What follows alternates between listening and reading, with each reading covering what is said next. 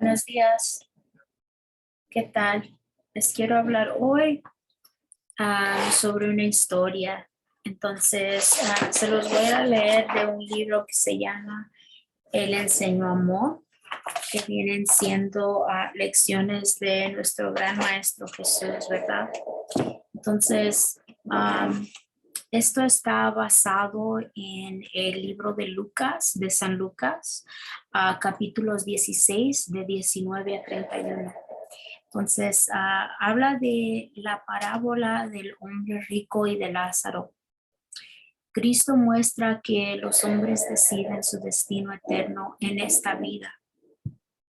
La gracia de Dios se ofrece a cada alma durante este tiempo de prueba. Pero si los hombres malgastan sus oportunidades en la complacencia propia, pierden la vida eterna. No se les concederá ningún tiempo de gracia adicional.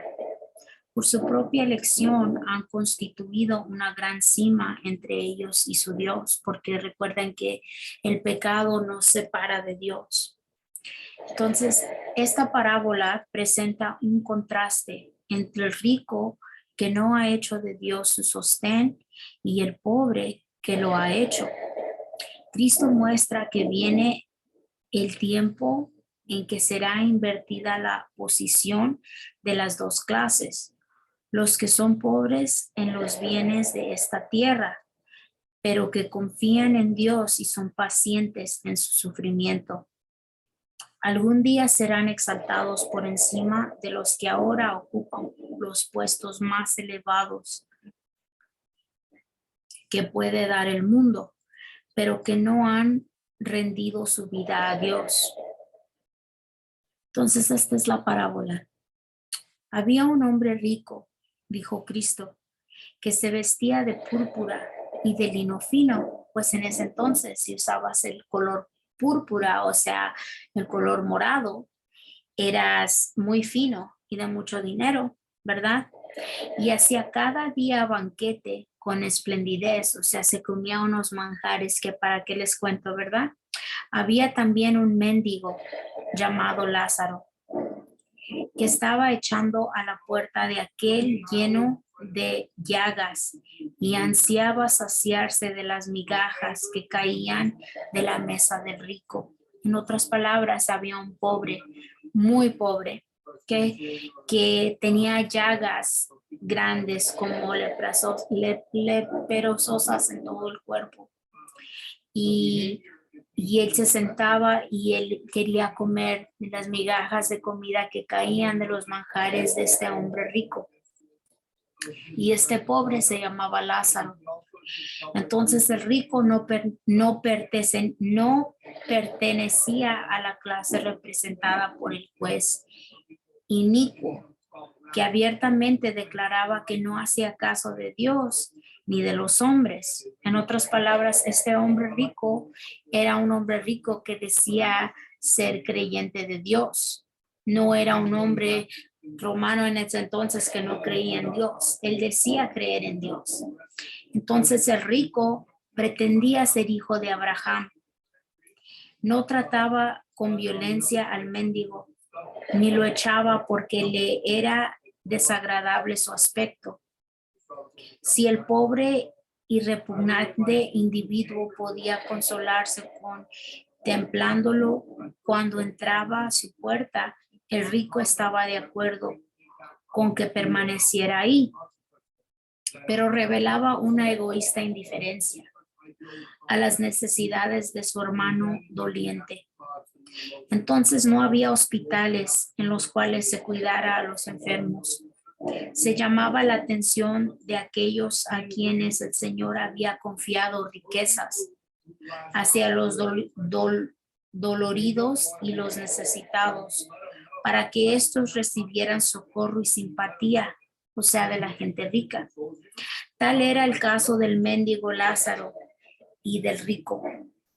Lázaro necesitaba socorro en gran manera, porque no tenía amigos, hogar, dinero ni alimento. Sin embargo, mientras el rico noble podía suplir todas sus necesidades, lo dejaba en esa condición día tras día. El que podía aliviar grandemente los sufrimientos de su prójimo vivía para sí, como muchos lo hacen hoy en día. En la actualidad hay muchos muy cerca de nosotros que están hambrientos, desnudos y sin hogar. El descuido manifestado por nosotros al no dar de nuestros medios a esos necesitados y dolientes nos carga con una culpabilidad que algún día tendremos que afrontar. Toda avaricia es condenada como idolatría. Toda complacencia egoísta es una ofensa a la vista de Dios. Dios había hecho del rico un mayordomo de sus medios, y su deber era atender casos tales como el del mendigo de Lázaro. Se había dado el mandamiento: amarás a Jehová tu Dios de todo corazón y de toda tu alma y con todas tus fuerzas, y amarás a tu prójimo como a ti mismo. El rico era judío y conocía este mandato de Dios, pero se olvidó de que era responsable por el uso de esos medios y capacidades que se le habían confiado. Las bendiciones del Señor descansaban abundantemente sobre él, pero él las empleaba egoístamente para honrarse a sí mismo y no a su hacedor. Su obligación de usar esos dones para la elevación de la humanidad era proporcional a esta abundancia. Tal era la orden divina, pero el rico no pensó en su obligación para con Dios. Prestaba dinero y cobraba interés por lo que había prestado, pero no pagaba interés por lo que Dios le había prestado a él. Tenía conocimiento y talentos, pero no los utilizaba. Olvidado de su responsabilidad ante Dios, dedicaba al placer todas sus facultades, todo lo que le rodeaba, su círculo de diversiones, la alabanza y la lisonja de sus amigos. Ministraba su gozo egoísta. Tan absorto estaba en la sociedad de sus amigos que perdió todo sentido de su responsabilidad de cooperar con Dios en su ministración de misericordia. Tuvo oportunidad de entender la palabra de Dios y practicar sus enseñanzas, pero la sociedad amadora del placer que él escogió ocupaba de tal manera su tiempo que él se olvidó de Dios y de la eternidad. Vino el tiempo en que se realizó un cambio en la condición de los dos hombres.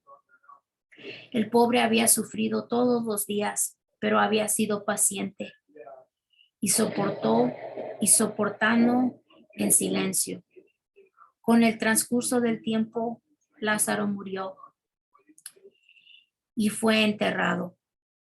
No hubo lamentaciones por él. Nadie le lloró, pero mediante su paciencia en los sufrimientos había testificado por Cristo. Había soportado la prueba de su fe, y su muerte se lo representa llevado por los ángeles al seno de Abraham. Lázaro representa a los pobres dolientes que creen en Cristo. Cuando suene la trompeta y todos los que están en la tumba oigan la voz de Cristo y salgan, recibirán su recompensa, pues su fe en Dios no fue una mera teoría, sino una realidad. Murió también el rico y fue sepultado. Y en el Hades alzó sus ojos, estando en tormentos, y vio de lejos a Abraham y a Lázaro en su seno. Entonces él, dando voces, dijo: Padre Abraham, ten misericordia de mí, y envía a Lázaro para que me moje la punta de su dedo en agua y refresque mi lengua, porque soy atormentado en esta llama. Ya el rico había ido al infierno, y al mirar sobre el abismo vio a Lázaro en el seno de Abraham. y le pidió a Abraham que por favor dejara que Lázaro, ese mendigo lleno de lepra, ¿verdad? O sea, leproso, ¿verdad? Al que nunca ayudaba, ¿verdad? Que por favor viniera y le diera agua, que solamente le mojara, ¿verdad? La punta de la lengua para refrescarle. Imagínense su tormenta tan grande en el infierno.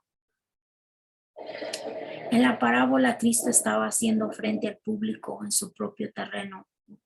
La doctrina de un estado de existencia consciente entre la muerte y la resurrección era sostenida por muchos de aquellos que estaban escuchando las palabras de Cristo.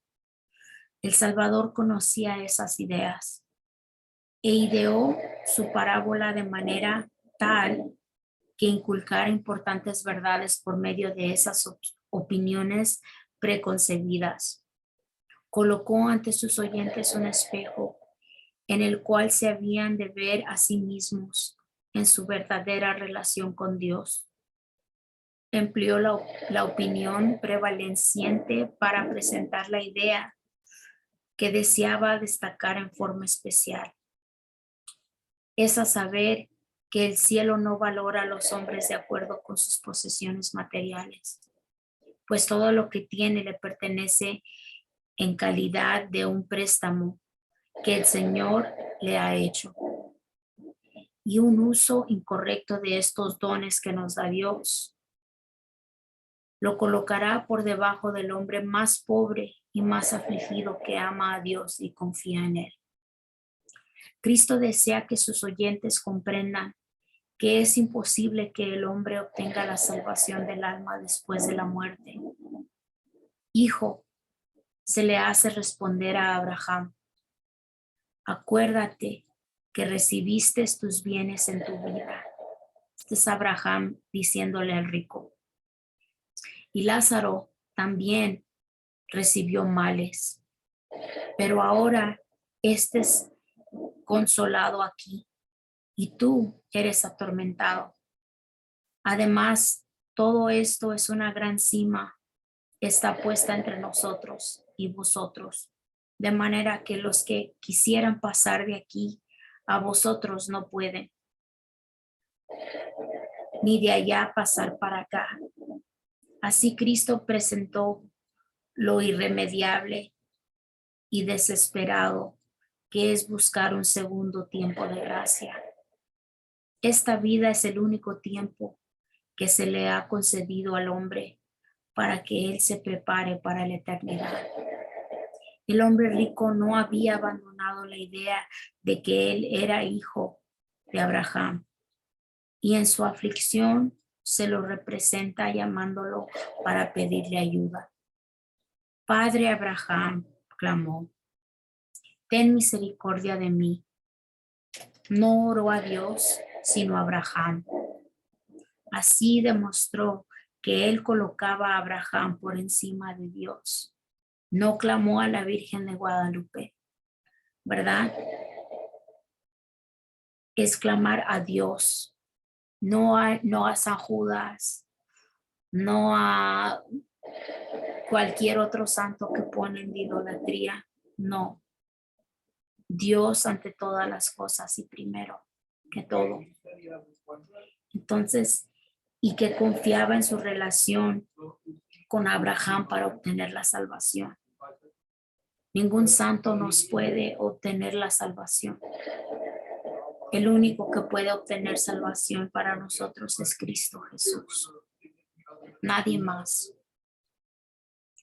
El ladrón que se hallaba en la cruz dirigió su oración a Cristo. ¿Qué le dijo este ratero que estaba muriendo y agonizando al lado de Jesucristo en el tiempo de la crucifixión? Le dijo, acuérdate de mí cuando vengas en tu reino. Dijo, y al momento vino la respuesta. De cierto te digo hoy, le dijo Jesús, mientras cuelgo de la cruz con humillación y sufrimiento, tú estarás conmigo en el paraíso. Pero el hombre rico oró a Abraham y su petición no fue concedida. Solo Cristo es exaltado por príncipe y salvador para dar a Israel arrepentimiento y perdón de pecados. Y en ningún otro hay salvación, en ningún otro. El amor rico, ¿verdad? El hombre rico había pasado su vida en la complacencia propia, para mí, para mí, para mí. Y se dio cuenta demasiado tarde de que no había hecho provisión para la eternidad. Comprendió su insensatez y pensó en sus hermanos, los que seguirían el mismo camino que él, viviendo para agradarse a sí mismos. Entonces hizo esta petición: te ruego, pues, Padre, que le envíes a la casa de mi padre, porque tengo 5 hermanos, para que les testifique, a fin de que no vengan ellos también a este lugar de tormento. Y este es Lázaro hablándole a Dios. Pero Abraham le dijo: a Moisés y a los profetas tienen ellos, óiganlos. Él entonces dijo: no, padre Abraham, pero si alguno fuere a ellos de los muertos, se arrepentirán. Mas Abraham le dijo: si no oyen a Moisés y a los profetas, tampoco se persuadirán, aunque alguno se levante de los muertos. Cuando el hombre rico solicitó evidencia adicional para sus hermanos, se le dijo sencillamente que si se les concediera tal evidencia, no se convencerían. Su pedido implica un reproche a Dios. Era como si el rico hubiera dicho: si me hubieses amonestado calvamente, no estaría hoy aquí. Se lo presenta a Abraham respondiendo a este pedido de la siguiente forma: tus hermanos han sido suficiente amonestados. Se les ha concedido luz, pero ellos no quisieron ver. Se les ha presentado la verdad, pero no la quisieron oír. Si no oyen a Moisés y a los profetas, tampoco se persuadirán, aunque alguno se levantare de los muertos. Estas palabras demostraron ser ciertas en la historia de la nación judía. El último y culminante milagro de Cristo fue la resurrección de Lázaro de Betania. Este es otro Lázaro. Después que había estado muerto durante 4 días, se les concedió a los judíos esta maravillosa evidencia de la divinidad del Salvador, pero la rechazaron. Lázaro se levantó de los muertos y presentó ante ellos su testimonio, pero endurecieron su corazón contra toda evidencia y hasta trataron de quitarle la vida. La ley y los profetas son los agentes señalados por Dios para la salvación de los hombres. Cristo dijo: presten ellos oído a estas evidencias. Si no escuchan la voz de Dios en su palabra, el testimonio de un ser levantado de los muertos no será escuchado. Aquellos que prestan oído a Moisés y a los profetas no necesitan más luz o conocimiento de los que Dios ya les ha dado.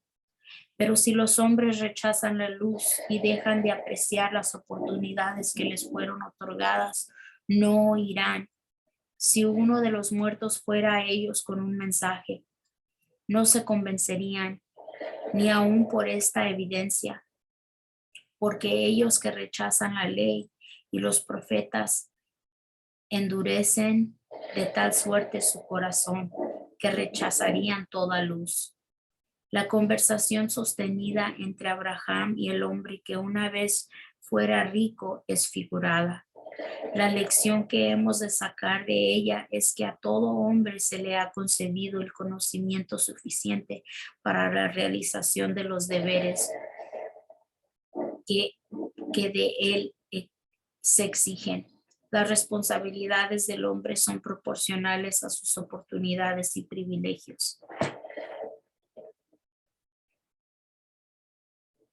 Dios concede a cada uno la luz y la gracia suficientes para que efectúe la obra que le ha dado. Si el hombre deja de hacer lo que una pequeña luz le muestra, que es su deber, una mayor cantidad de luz revelará únicamente infidelidad y negligencia en aprovechar las bendiciones concedidas. El que es fiel en lo muy poco, también en lo más es fiel. Y el que en lo muy poco es injusto, también en lo más es injusto. Aquellos que rehúsan ser iluminados por Moisés y por los profetas y piden que se realice algún maravilloso milagro, no se convencerían tampoco si su deseo se realizara. La parábola del hombre rico y Lázaro muestra cómo son vistas en el mundo invisible las dos clases que se representan. No hay ningún pecado en ser rico si las riquezas no se adquieren injustamente. Un hombre rico no es condenado por tener riquezas, pero la condenación descansa sobre él si los medios que se le han confiado son gastados egoístamente. Mucho mejor sería que colocara su dinero ante el trono de Dios, usándolo para lo bueno. La muerte no puede convertir en pobre a un hombre que de esta manera se dedica a buscar las riquezas enteras. Pero el hombre que amontona para sí su tesoro no puede llevar nada al cielo. Ha demostrado ser un mayordomo infiel. Durante toda su vida tuvo sus buenas cosas, pero se olvidó de su obligación para con Dios. Dejó de obtener el tesoro celestial. El hombre rico que tenía tantos privilegios nos es presentado como uno debió haber cultivado sus dones, de manera que sus obras trascendiesen hasta el gran más allá, llevando consigo ventajas espirituales aprovechadas. Es el propósito de la redención, no solamente borrar el pecado, sino devolver al hombre los dones espirituales perdidos a causa del poder empequeñecedor del pecado. El dinero no puede ser llevado a la vida futura.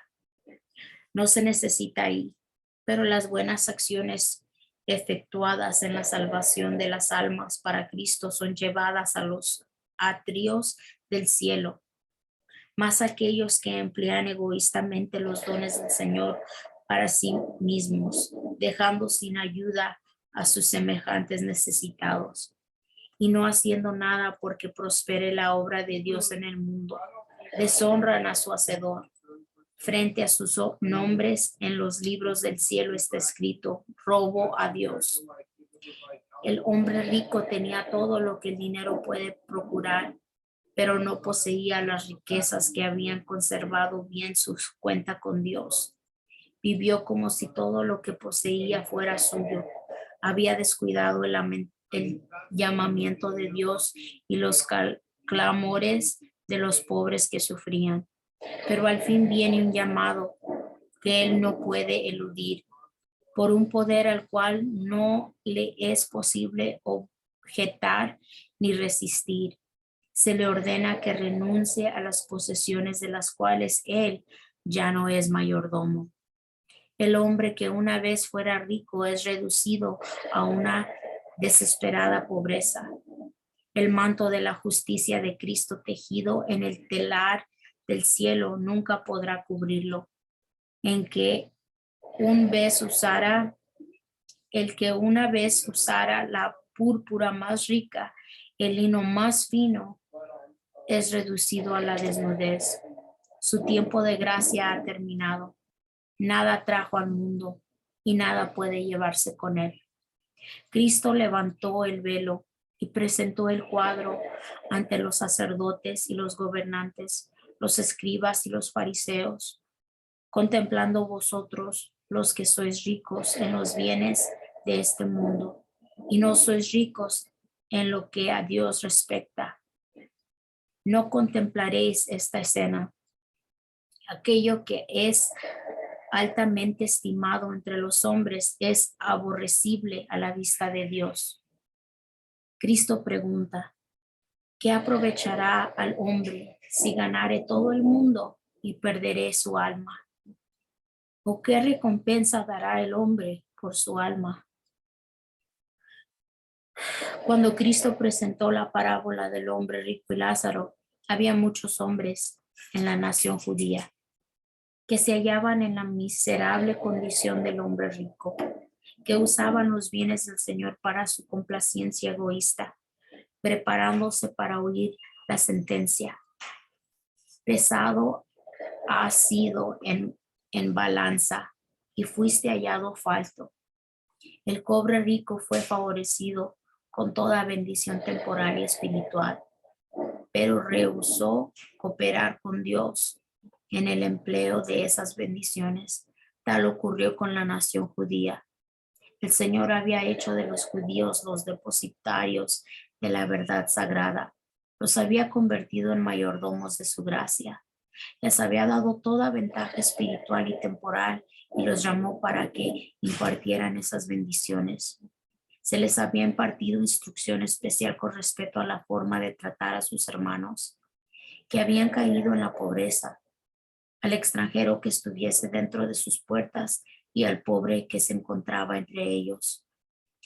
No habían de tratar de buscar todas las cosas para su propia ventaja, sino que habían de recordar a aquellos que se hallaban en necesidad para compartir con ellos sus bienes.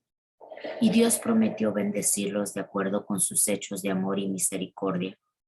Pero a semejanza del hombre rico, ellos no habían cooperado para aliviar las necesidades materiales y espirituales de la doliente humanidad. Llenos de orgullo, se consideraban como el pueblo escogido y favorecido por Dios. Sin embargo, no veían ni adoraban a Dios. Colocaban su esperanza en el hecho de que eran hijos de Abraham. Linaje de Abraham somos, decían con orgullo. Cuando vino la crisis, se reveló que se habían divorciado de Dios y habían colocado su esperanza en Abraham como si él fuera Dios. Cristo anhelaba a ver brillar la luz dentro de las mentes entenebrecidas del pueblo judío. Les dijo, si fueseis hijos de Abraham, las obras de Abraham harías, pero ahora procuras matarme a mí, hombre que os he hablado la verdad, la cual he oído de Dios. ¿No hizo esto Abraham? Cristo no reconoció ninguna virtud en linaje. Él enseñó que la relación espiritual sobrepuja toda relación natural. Los judíos pretendían haber descendido de Abraham, mas al dejar de hacer las obras de Abraham, demostraron no ser verdaderos hijos. Tan solo aquellos que demuestran estar espiritualmente en armonía con Abraham, al obedecer la voz de Dios, son considerados como sus verdaderos descendientes. Aunque el mendigo pertenecería a clase que los hombres consideraban inferior, Cristo lo reconoció como a uno con quien Abraham hubiera tenido la más íntima amistad. El hombre rico, aunque rodeado de todos los lujos de la vida, era tan ignorante que colocó a Abraham en el lugar donde debía haber estado Dios. Si hubiera apreciado sus exaltados privilegios y hubiera permitido que el Espíritu de Dios moldeara su mente y su corazón, habría tenido una posición completamente distinta. Esto ocurría también con la nación de la cual representaba. Si hubiera respondido al llamamiento divino, su futuro habría sido completamente distinto. Habrían demostrado verdadero discernimiento espiritual. Tenían medios que Dios habría multiplicado, haciendo que fueran suficientes para bendecir e iluminar a todo el mundo. Pero se habían separado tanto de las disposiciones de Dios que su vida entera fue pervertida. No usaron sus dones como mayordomos de Dios, de acuerdo con la verdad y la justicia. La eternidad no figuraba en sus cálculos y el resultado de su infidelidad fue la ruina de toda la nación. Cristo sabía en ocasión de la destrucción de Jerusalén, los judíos recordarían su amonestación. Y así fue. Cuando la calamidad vino sobre Jerusalén, cuando el hombre y sufrimientos de todo género azotaron el pueblo, los judíos recordaron esas promesas y palabras de Cristo y comprendieron su parábola. Ellos se habían acarreado el sufrimiento por no dejar que la luz de Dios les concediera iluminara el mundo. En los últimos días, las escenas finales de la historia de esta tierra se hallan presentadas en la parte final de la historia del hombre rico. Este pretendía ser hijo de Abraham, pero se hallaba separado de él por un abismo insalvable. Esto es, un carácter equivocadamente desarrollado. Abraham sirvió a Dios siguiendo su palabra con fe y obediencia, al igual que la Virgen María. Pero el hombre rico no se preocupaba de Dios ni de las necesidades de la doliente humanidad. El gran abismo que existía entre él y Abraham era el abismo de la desobediencia a Dios. Hay muchos hoy en día que están siguiendo la misma conducta. Aunque son miembros de la iglesia, no están convertidos.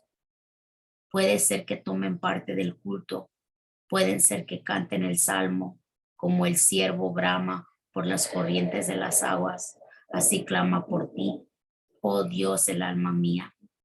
Pero dan testimonio de falsedad. No son más justos a la vista de Dios que los más señalados pecadores. El alma que suspira por la excitación de los placeres mundanos. La mente que ama la ostentación no puede servir a Dios. Como el rico de la parábola, una persona tal no siente inclinación a luchar contra los deseos de la carne. Se deleita en la complacencia del apetito. Escoge la atmósfera del pecado. Es de repente arrebatado por la muerte y desciende al sepulcro con el carácter que ha formado durante su vida de compañerismo con los agentes satánicos. En el sepulcro no tiene poder de escoger nada, sea bueno o malo, porque el día que el hombre muere, perecen sus pensamientos. Cuando la voz de Dios despierte a los muertos, Él saldrá del sepulcro con los mismos apetitos y pasiones, los mismos gustos y aversiones que poesía en la vida. Dios no obra ningún milagro para regenerar al hombre que no quiso ser regenerado cuando se le concedió la oportunidad y se le proveyó toda facilidad para ello. Mientras vivía no halló deleite en Dios, ni halló placer en su servicio. Su carácter no se halla en armonía con Dios y no podría ser feliz en la familia celestial. Hoy día existe una clase de personas en nuestro mundo que tienen la justicia propia. No son glotones, no son borrachos, no son incrédulos, pero quieren vivir para sí mismos, no para Dios. Él no se halla en sus pensamientos. Por consiguiente, se los clasifica con los incrédulos. Si les fuera posible entrar por las puertas de la ciudad de Dios, no podrían tener derecho al árbol de la vida, porque cuando los mandamientos de Dios fueron presentados ante ellos con todos sus requerimientos, dijeron no han servido a Dios aquí. Por consiguiente, no lo servirán en lo futuro. No podrían vivir en su presencia y no se sentirían a gusto en ningún lugar del cielo. Aprender de Cristo significa recibir su gracia, la cual es su carácter. Pero aquellos que no aprecian ni aprovechan las preciosas oportunidades y las sagradas influencias que les son concedidas en la tierra, no están capacitados para tomar parte en la devoción pura del cielo. Su carácter no está modelado de acuerdo con la similitud divina. Por su propia negligencia han formado un abismo que nada puede salvar. Entre ellos y la justicia se ha formado una gran cima. Fuerte historia, pero espero hayan aprendido algo. Todavía hoy vivimos en el tiempo de la gracia de Dios y todavía hoy, ahorita, en este mismo momento, tienen tiempo de arrepentirse de sus pecados y de clamar a Jesucristo como su Señor y Salvador, para que Él les dé esa vida eterna y los limpie de todos sus pecados y puedan empezar a vivir una vida en Él. Que Dios los bendiga. Adiós.